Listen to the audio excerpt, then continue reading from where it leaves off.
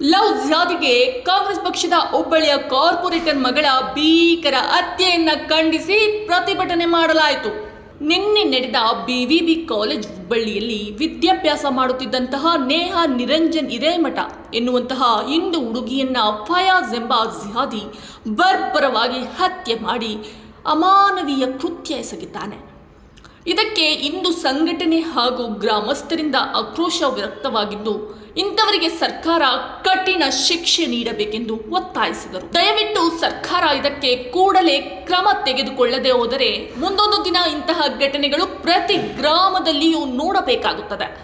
ಆದ ಕಾರಣ ಇಂಥವರನ್ನ ನಡು ರಸ್ತೆಯಲ್ಲಿ ಗುಂಡಿಟ್ಟು ಕೊಲ್ಲುವಂತಹ ಕಾನೂನು ತರಬೇಕು. ಇದರಿಂದ ಎಷ್ಟೋ ಜೀವಗಳು ಉಳಿಯುತ್ತದೆ. ಇದೇ ರೀತಿ ನಿನ್ನೆ ನಡೆದ ಸವದತ್ತಿ ನಗರ ಹಾಗೂ ಮುನವಳ್ಳಿ ಹಾಗೂ ಯರಗಟ್ಟಿ ಪಟ್ಟಣದಲ್ಲಿ ಅನೇಕ ಮಠಾಧೀಶರು, ABVPಯ ಹಾಗೂ ಹಿಂದೂ ಪರ ಸಂಘಟನೆ ಊರಿನ ಗ್ರಾಮಸ್ಥರು ಪ್ರತಿಭಟನೆ ನಡೆಸಿದರು. ಹುಬ್ಬಳ್ಳಿಯ ಕಾಲೇಜೊಂದರಲ್ಲಿ ಹಾಡು ಹಗಲಿನಲ್ಲೇ ಕಾಂಗ್ರೆಸ್ಸಿನ ಮಹಾನಗರ ಪಾಲಿಕೆಯ ಸದಸ್ಯರ ಮಗಳೊಬ್ಬಳ ಹತ್ಯೆ ನಡೆದಿರುವಂಥದ್ದು ನಾಗರಿಕ ಸಮಾಜ ತಲೆ ತಗ್ಗಿಸ್ತಕ್ಕಂಥ ಘಟನೆ ಅಂತೇಳಿ ನಾನು ಅದನ್ನು ಖಂಡಿಸಲಿಕ್ಕೆ ಬಯಸ್ತೇನೆ. ಇವತ್ತು ಕರ್ನಾಟಕದಲ್ಲಿ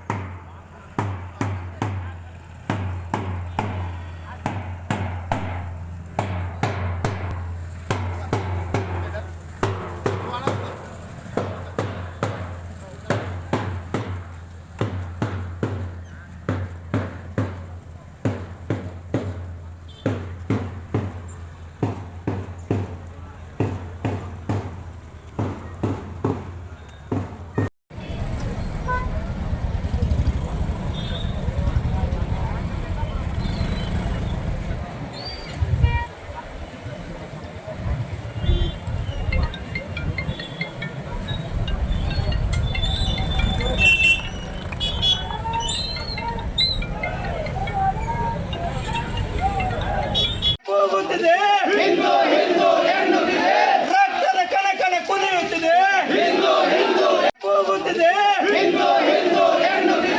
ರಕ್ತದ ಕಣಕಣ ಕುದಿಯುತ್ತಿದೆ.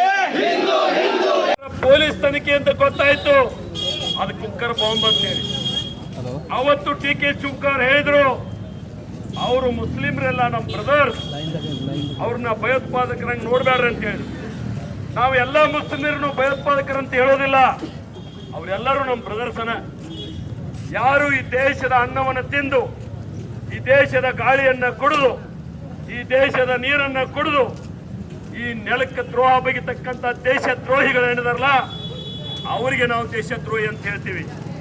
ಆದ್ರೆ ನೀವು ಓಟ್ ಹೋಗ್ತಾವಂತ ಹೇಳಿ ನಮ್ಮ ಬ್ರದರ್ಸ್ ಅಂತ ಹೇಳಿದ್ರಲ್ಲ, ಈಗೇನು ಹೇಳ್ತೀನಿ ಅಂತ ಕೇಳಕ್ಕೆ ಬಯಸ್ತೀನಿ. ಇವತ್ತು ಕೇವಲ ಅಷ್ಟೇ ಆಗಲಿಲ್ಲ, ಇತ್ತೀಚೆಗೆ ತನ್ನ ಅಂಗಡಿಯಲ್ಲಿ ಒಬ್ಬ ಮಾಲಕ ವರದಿಗಾರ ಪ್ರಶಾಂತ್ ಅಂಗಡಿ, ವರದಿ ಹುಬ್ಬಳ್ಳಿ.